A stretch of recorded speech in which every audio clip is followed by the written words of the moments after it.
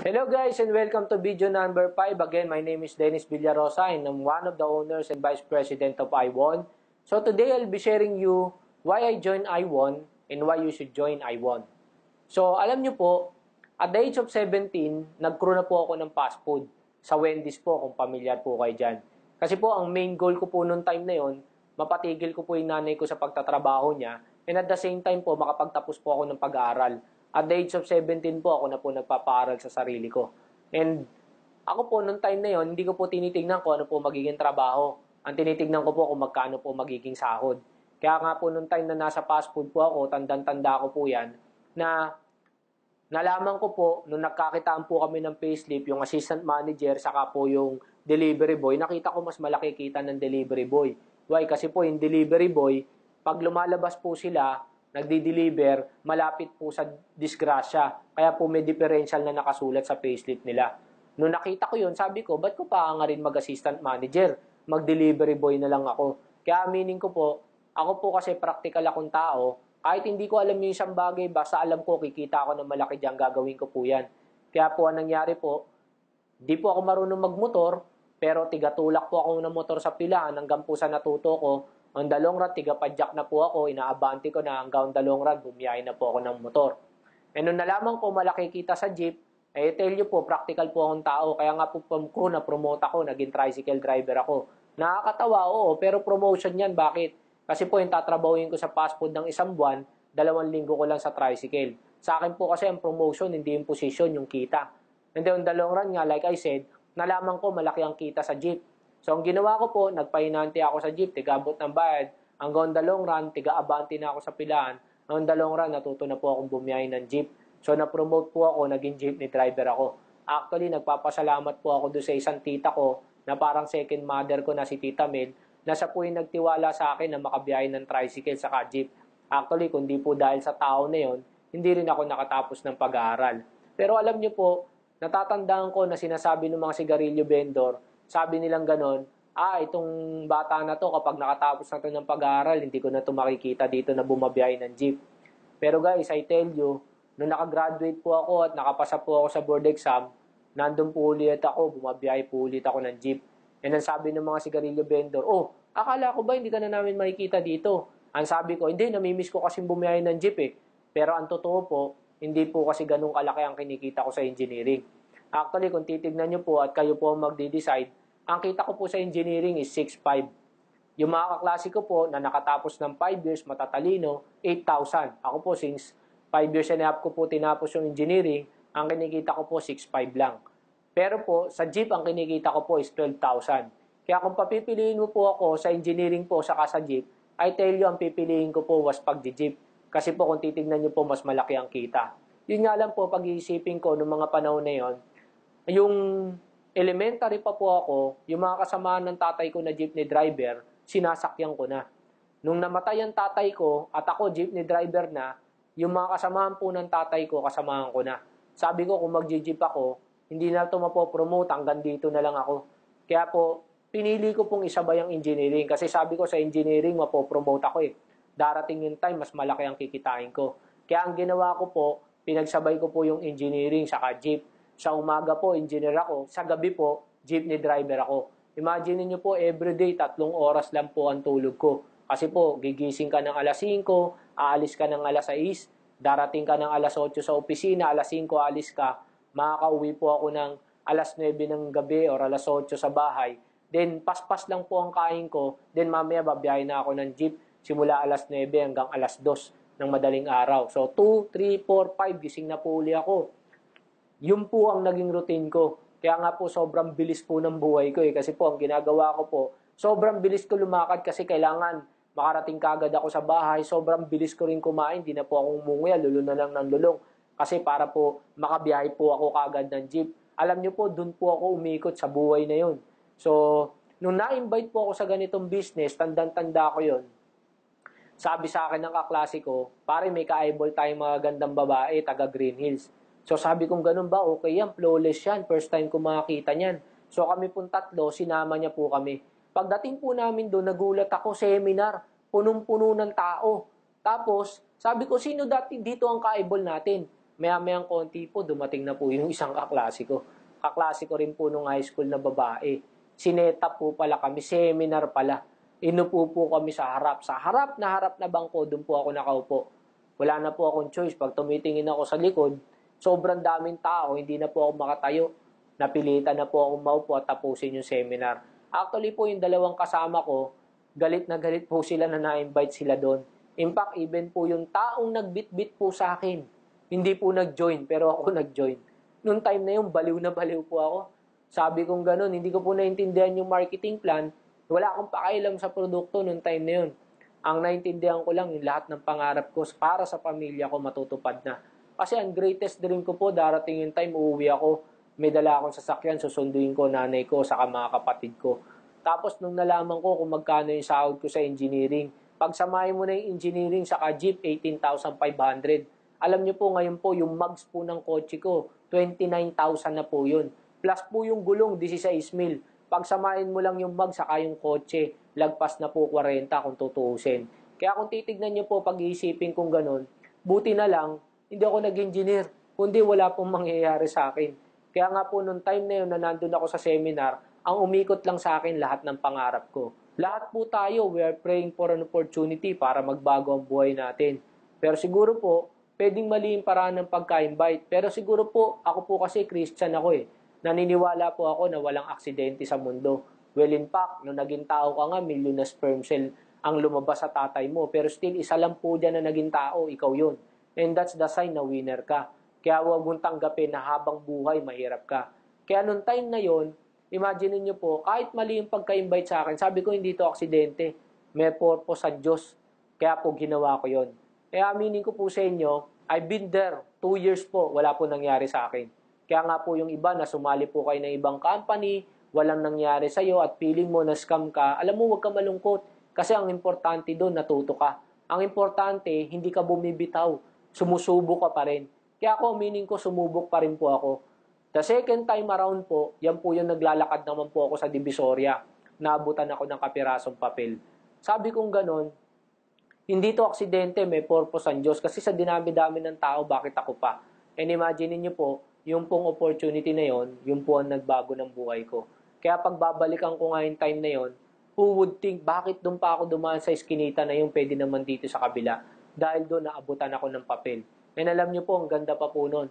Kasi po, nung time po na naabutan ako ng papel, ang kulit po nung nag-invite sa akin. Kinuha niya yung number ko, tawag siya ng tawag sa akin. Pero ako po, dumating yung point, hindi ko na po siya pinapansin kasi parang feeling ko nga, wala naman nangyari dun sa akin sa isa, ito na naman.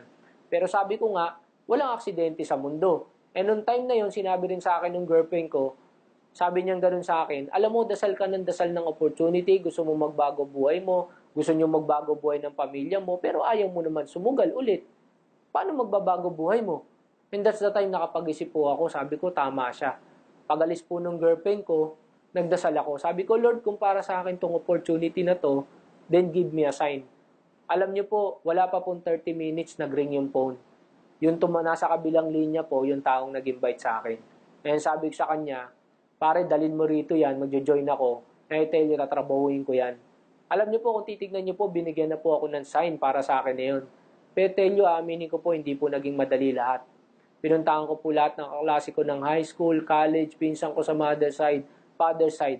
And alam niyo po, tawa po sila ng tawa. No one joined me. Actually, na-invite ko po was 4 people na hindi ko kakilala. Isang crew ng fast food, isang taxi driver, isang factory worker, isang standby, laman din ng tiyan. Pero kung tutuusin po, kung titignan niyo po, because of those people, kumita po ako ng malaki.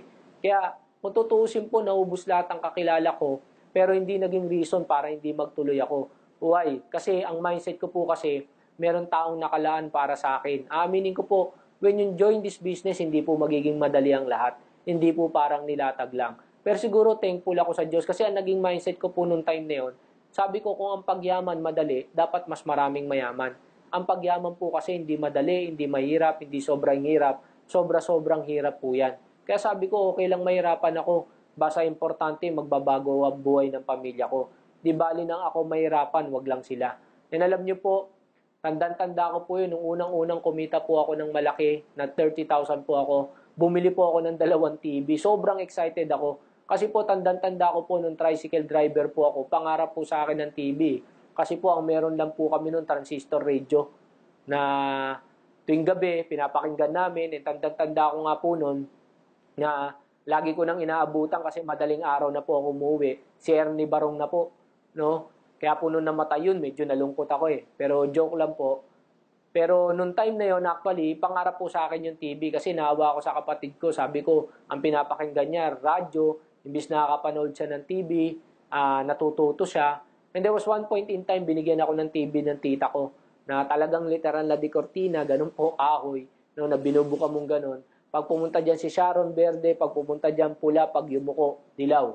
No? Ang dami na namin pinagpagawaan nun, sumuko na. As every 2-3 hours pumuputok yung fuse, so kailangan mong palitan. So during those times, no, pag-iisipin ko po, sabi ko, yun po yung pinagdaanan namin. Kaya po nung kumita ako ng 30,000, bumili ka agad ako ng 2 TV. Yung isa binigay ko sa girlfriend ko, isa sa akin. So excited ako. Hanggang dumating po yung point, bumili na po ako ng home theater system na pansarili ko. Kaya kung titignan nyo po, siguro thankful ako sa Diyos na nilagay ako ng Diyos sa sitwasyon na wala akong choice kundi mag-decide. Kasi po, siguro kung naging mayaman ako, rich kid ako, tatawanan ko lang yan kasi kahit hindi ko naman gawin yan, mayaman ako eh. Pero thankful ako kasi nilagay ako ng Diyos sa posisyon na wala akong choice kundi mag-decide ako na gawin yung business. Tandang-tanda ko nga po nung time na ginagawa ko to, na napagsabihan pa ako nung isang tita ko, sabi niya sa akin ganun, ikaw ang breadwinner ng pamilya mo, nakagraduate ka ng engineering, tapos ang ginagawa mo, yung business na yan, sinasayang mo yung oras mo dyan. And I could still remember, sinabi ko sa tita ko, alam mo, darating yung time, maintindihan nyo rin kung bakit ko ginagawa tong bagay na to. And in fact, even yung isang tito ko, sabi niya, engineer ka, hindi mo linya, sinasayang mo oras mo dyan. And natatawa ko nung lumabas na po yung kotse ko. Tanda ko yun na sinabi sa akin ng tito ko, buti na lang, hindi ka nag-engineer, kundi wala lahat yung bagay na meron ka. Pero alam niyo po, lahat po ng discouragement na narinig ko, pasok lang po sa isang tenga ko, labas sa isang tenga ko. Why? Kasi lagi kong tinitignan yung buhay na meron kami. Well, in fact, ito pong picture na to, dala-dala ko po yan. Every time po na umalis ako ng bahay para mag-network.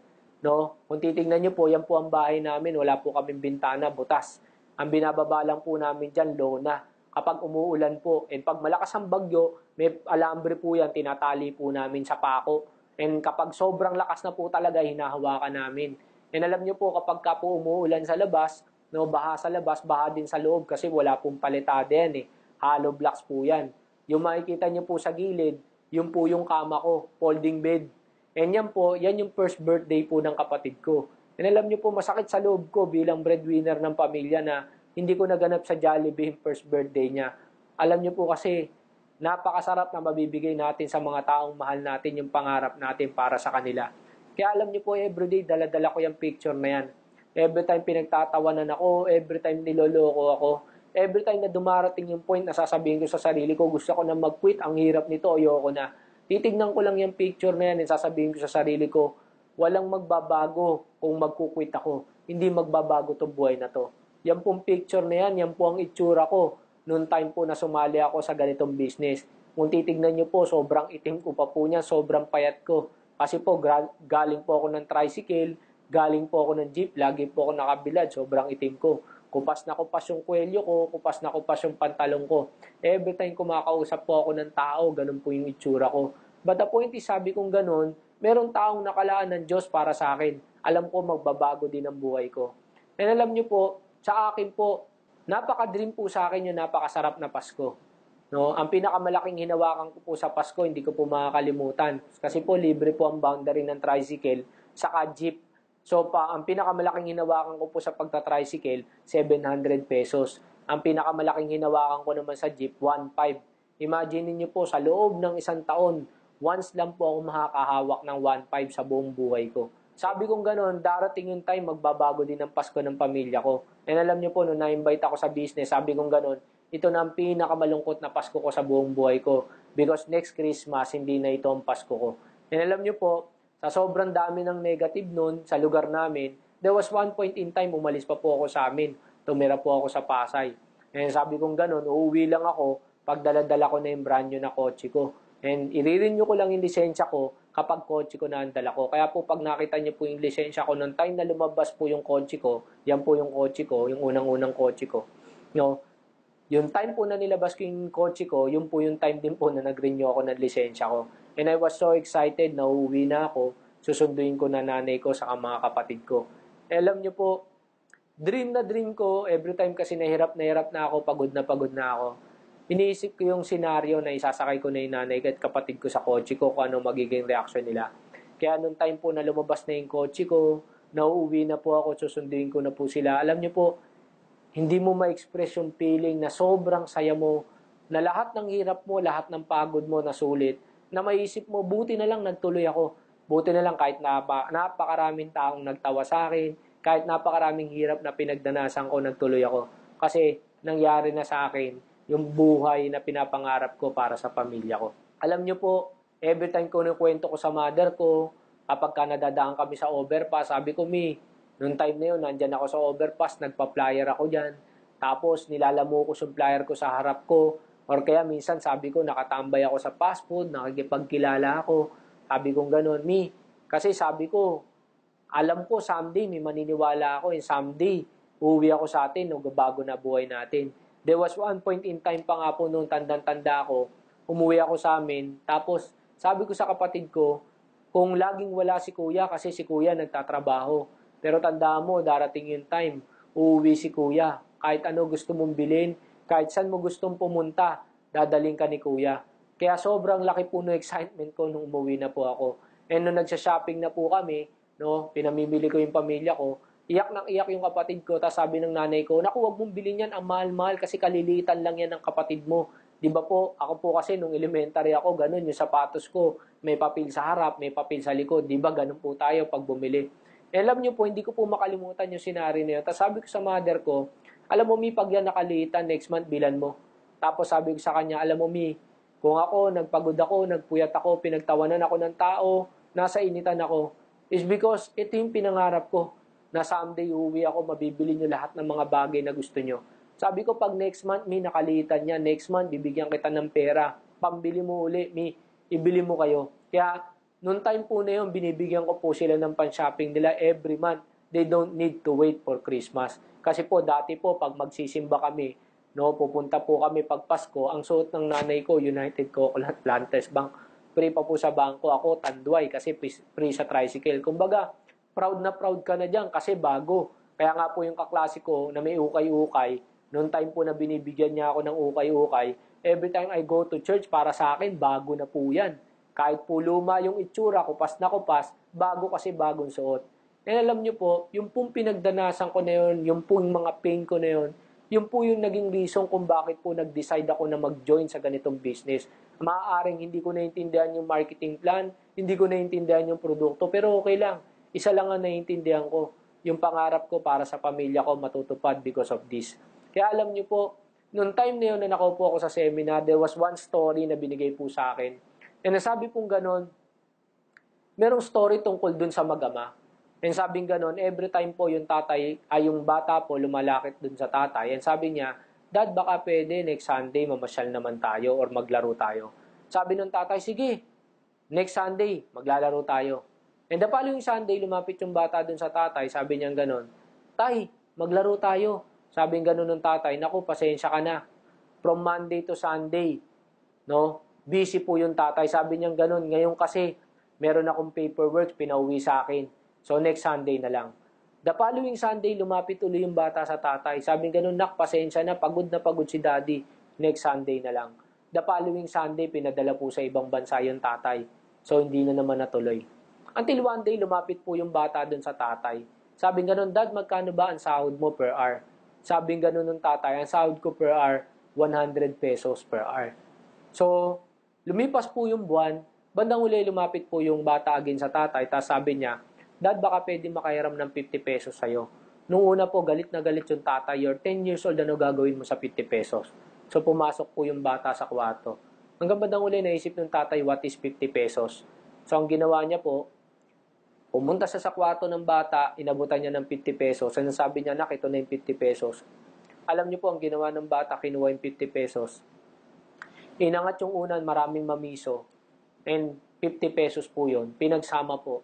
Nag-ipon po pala yung bata ng coins na 50 pesos. Alam niyo po, ang ginawa ng bata, pinagsama yon, inabot sa tatay yan. Sabi niya, Dad, baka pwede bilhin ko 1 oras mo. Nung kinuwento po yun, iyak po ako ng iyak. Naiyak po ako kasi wala po akong oras para sa pamilya ko. Nagkukuro ako ng fast food. After ko po magkuro, mag-aaral ako. Umiikot po ang buhay ko. Wala akong ginawa kundi magtrabaho. Uuwi po ako madaling araw na. Aabutan ko po nanay ko sa kapatid ko. Tulog na. Nag-tricycle ako, nag-jeep ako. Kahit nung engineer na ako. Aalis po ako ng magang-maga. Uwi po ako madaling araw na. Wala po akong time mamasyal. Kaya every time Pasko na naipapasyal ko yung ibang tao, naarkila ako, masakit sa loob ko na mismong pamilya ko hindi ko napapasyal. Kaya po nung na-attend ako ng seminar, sabi ko, darating yung time kikita ako ng malaki. Hindi na ako mag-aabol ng boundary pag Pasko. Papasyal ko na pamilya ko. Kaya sabi ko, ito na yung pinakamalungkot na Pasko ko kasi next Christmas hindi na ang Pasko ko. Kaya alam niyo po, sobrang sipag ko, nilabas ko lahat. The following Christmas po, November of the following year, umuwi po ako, dalang-dala ko na yung kotse ko. And sabi ko, magbabago na Pasko natin. And tanda ko po noon, tinawag ko po sila sa mesa. Tapos sabi kong gano'n, tignan mo yung handa natin, no? Sabi ko, napakatagal kong pinangarap na someday mangyayari itong buhay na to. No, every time na pagod na ako at hirap na ako, lagi ko lang pinipikit yung mata ko at tinitingnan ko na darating yung time, magkakasama tayo sa Pasko, masarap ang pagkain natin, bago lahat ng damit natin. And alam ko ako yung reason kung bakit nangyari lahat ng yan. And alam niyo po, during those times kung makakausap niyo nanay ko, mga kapatid ko, they were so thankful na nagbago lahat, nakarating kami sa kanilalagyan namin. And that's because hindi ako nag-quit, nagtuloy ako. Kahit na hindi ako naging successful sa iba, still lumaban ako. Kasi ayoko maging talunan because magiging talunan forever yung mismong pangarap ko para sa pamilya ko. Kaya alam niyo po, kayo po na nakakapanood nito, aminin ko po sa inyo, hindi po ito magiging madali. Magiging mahirap po. Pero I tell you, pag para sa pamilya po natin, lahat ginagawa po natin. Alam ko po, napakahirap po maging OFW. Yung lumayo ka sa pamilya mo, na wala kang time, hindi mo sila naaruga, hindi mo sila nakakasama. But in life, guys, we have to make hard decisions na pwedeng magbago ng buhay ng pamilya natin. In life, no, gumagawa po tayo ng mga bagay, mga sakripisyo na kailangan po natin gawin para lang matupad natin yung magandang kinabukasan para sa pamilya natin. Kaya po, nung ako po na-invite sa ganitong business, nilawakan ko lang po yung isip ko. Sabi ko, ito na yung inihintay ko, susugal ako dito. Inaaminin ko, hindi naging madali kasi napakaraming taong magdi-discourage sa'yo. Lolokohin ka, tatawanan ka. Kaya ako po, pag-iisipin ko, tandang-tanda ako noon, umuwi ako. Dahil sa dagat-dagatan po kami, baha. No? Dala-dala ko yung sapatos ko, tapos sinasabi ng mga kapitbahay ko, Dennis, payaman ha. And sabi ko, oo, darating yung time talaga, yayaman ako. Kaya po, nung time na lumabas yung kotse ko at pinark ko doon, I was so excited, hinihintay ko silang magising. Kasi sabi ko, ito na, nangyari na. Kaya nung nakita nila, sabi nila, pare, parang kailan lang, no? Ngayon, meron na, nangyari na. I was so excited and I was so thankful. Well, in fact, even po sa church, tandang-tanda ko yon na dumarating po yung point, pagdating ko pa lang. Kasi po, nagbe-bass player po ako noon and gitarista po ako. Pagdating ko, papahiyain ako, sasabihin sa akin, oh, Mr. Millionario, where did you park your car? Imagine niyo po, nasa church na po ako, pero ganun pa rin po. Hanggang dumating yung point nung sinabi sa akin, Mr. Millionario, where did you park your car? Sabi ko, nandun sa labas, mamaya papablessing ko. So, yung tao pong nangaasar sa akin, nagulat din siya na nangyari na sa akin. E alam niyo po, for the past 2 years, lagi kong sinasabi sa nanay ko, alam mo, darating yung time, tatayaw ko sa harap ng church na yan, and I would share my blessing and that would be my first car. Kaya alam niyo po, every night, pinapractice ko yung speech ko. Kaya po nung dumating yung time na lumabas yung kotse ko at sinabi ng pastor sino magpapatotoo, I tell you, tinaas ko po yung kamay ko. Kasi ito na po yung hinihintay ko eh. So, tandang-tanda ko po yung sinabi ko doon. 2 Corinthians 9:1-14. Sabing ganun, magagawa ng Diyos na payamanin ka sa lahat ng bagay. Hindi po sa konti, sa lahat. Higit sa iyong inaakala. Ibig sabihin kung nangangarap ka dyan, higit pa dyan para ikaw makatulong ka sa tao at yung tao magpapasalamat sa Diyos dahil sa tulong na binigay mo. Sabi ko, hanggat nandyan ang Diyos, humiling ka. Kasi ang Diyos mabuti. Kapag malinis ang puso mo, ibibigay sa iyo. Pero ang Diyos hindi nagbabagsak ng isang sakong pera. Sabi ko pa nga, sana nga kung magbagsak, barya na lang para matauhan ka. Pero still, sabi kong ganun, kailangan pagtrabahuhan mo. Alam mo po, nung time na yon, iyak po ng iyak yung mother ko, yung lola ko. Even po yung mga ka-churchmate ko, they were crying. Kasi alam po nila kung ano yung buhay na meron ako dati, ano po yung buhay na meron ako ngayon. Eh alam nyo po, kahit walang naniwala sa akin, pinaglabang ko po yung pangarap ko. Kaya sa inyo po na makakapanood nitong video na to, I know you have your own pains and you have your own why or reason kung ba't nyo to kailangan gawin. Sana po kung hindi ka naging successful sa ibang business na pinasok mo, kung ito po yung first time mo, and nakikita mo sa ginagawa mo walang nangyayari sa iyo. Guys, I tell you, walang aksidente sa mundo. Huwag kang matakot na sumubok. Hindi mo malalaman na para sa iyo kung hindi mo susubukan. I tell you, I'll be one of those people na pwedeng tumulong sa inyo when you join this business. Tandaan nyo lang po, I know, lahat po ng ginagawa mo, lahat po yan, sinasakripisyo mo para sa pamilya mo. Sa mga kapwa po natin na OFW na makakapanood nitong video na to, alam ko po gustong-gusto nyo na po makasama yung pamilya nyo. Tama po yan, huwag po kayong matakot na sumubok at sumugal kasi darating yun po time na uuwi po kayo, kumikita na po kayo ng malaki, and yung time po na yun, hindi nyo na po kailangan maiwalay sa pamilya nyo. Kasi po that time po, makakasama nyo po sila, kumikita po kayo ng malaki sa business na to. Sana po again, magkasama-sama po tayo dito sa business na to. And how I wish na na-inspire ko po kayo para maghangad na mangarap at magtrabaho para sa mga pangarap nyo. And again po, sa mga makakapanood nito, sana po makasama po namin kayo sa business na to. I'll be more willing po na makatulong po sa inyo. Again po, salamat po sa inyong lahat and welcome po sa business na to. Welcome po sa iWon.